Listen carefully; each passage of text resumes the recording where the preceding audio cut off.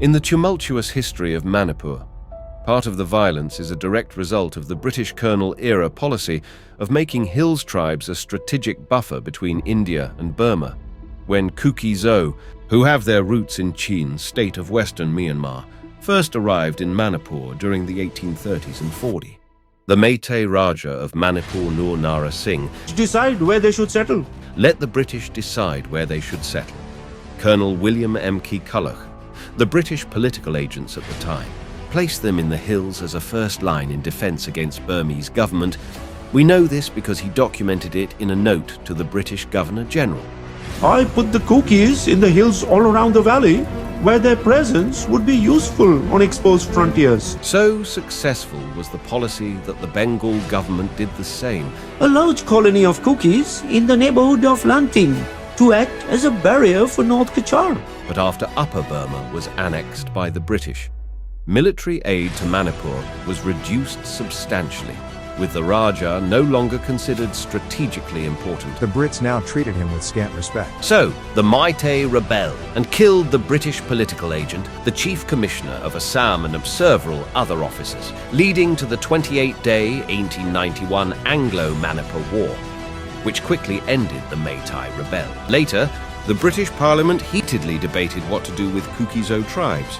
They must be administered directly by us. No, they must continue to be ruled via Manipur, like before.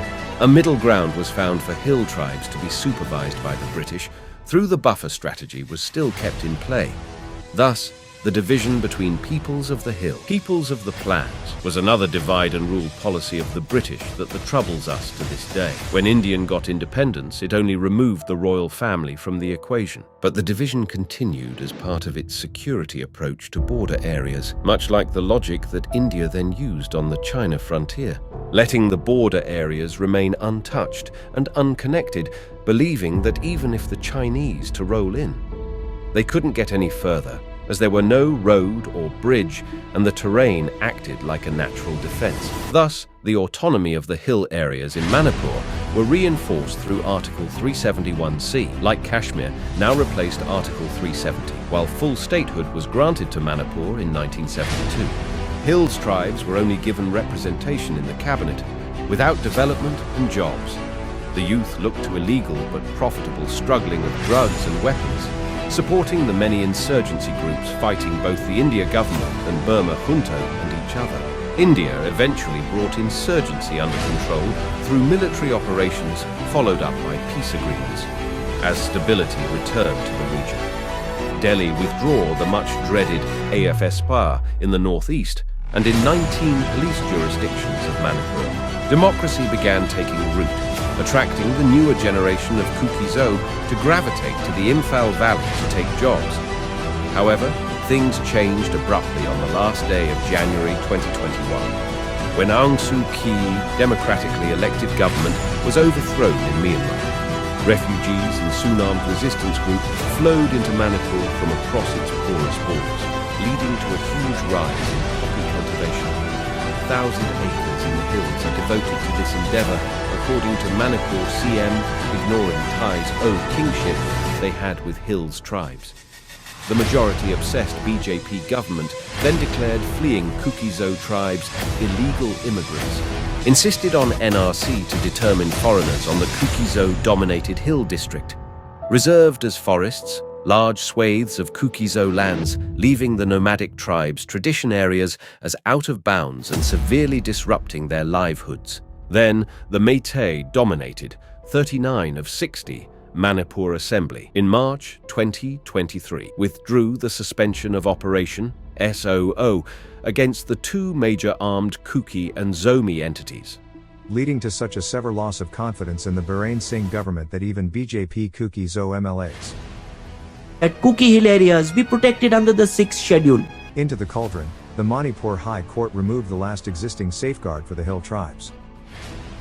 I hereby recommend the inclusion of the Meitei community in the scheduled tribes list. All the broke loose once the order was made public on April 19th, and both sides have their grouses, which we won't go into as there is already so much written about in the media. The challenge for Delhi now is to break this constant cycle of violence. that has been going in Manipur among hills tribes and locals, even before the BJP came to power. One way to see the current problem, despite the conflict being along ethnic lines, is that this was a cry for democracy among hills tribes and for faster integration with mainland Indiana. Because the issues were similar to mainstream state in the country. Reservations, sharing of land resources, political power.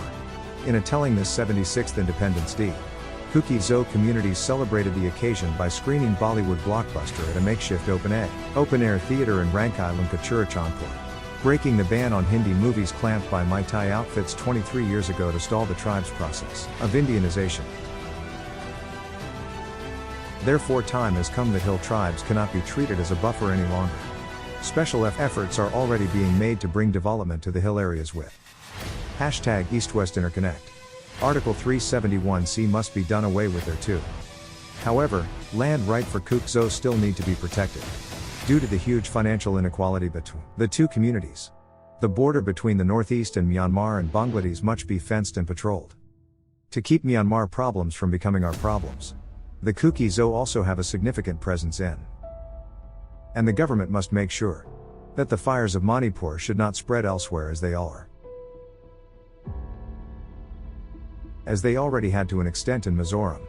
That of all people who died in this violence should not go vain. In Manipur state the fires still burn.